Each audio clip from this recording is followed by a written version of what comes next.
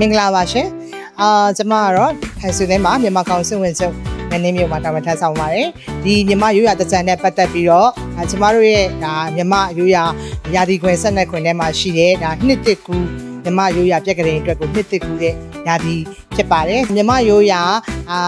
တကြံနှစ်တစ်အခါတမယကနေစပြီးတော့ခွန်ရှိပြည်နယ်မှာရှိတဲ့ဒါပြည်သူပြည်သားအပေါင်းရောမြန်မာနိုင်ငံမှာရှိတဲ့ပြည်သူပြည်သားအပေါင်းရောစိတ်ချမ်းသာခြင်းကိုယ်ကြီးကျန်းမာခြင်းနဲ့ပြည့်စုံပြီးတော့ဒီထက်ဖြစ်ပုံမကျန်းမာလုံခြုံတဲ့ဘဝတွေအားလုံးပိုင်ဆိုင်နိုင်ပါစေလို့ဆုမွန်ကောင်းတောင်းပါတယ်ရှင်။ကွန်ရှိနဲ့မြန်မာအခြားနိုင်ငံပူးပေါင်းဆောင်ရွက်မှုအနေနဲ့ကုန်သွယ်မှုပိုင်းမှာလည်းတနည်းတစ်နှစ်ပုံမပြီးတော့တိုးတက်ကောင်းမွန်လာတာနေပြီးတော့2025ခုနှစ်မှာတော့ကွန်ရှိနဲ့မြန်မာနိုင်ငံအခြားကုန်သွယ်မှုပါ145%တိုးတက်လာတာကိုတွေ့ရှိရတဲ့အတွက်ကြောင့်မို့လို့မြန်မာနဲ့ကွန်ရှိအခြားပူးပေါင်းဆက်ဆံမှုတွေဟာဒီထက်မကပုံမပြီးတော့များပြားလာတာကိုသိရှိရပါတယ်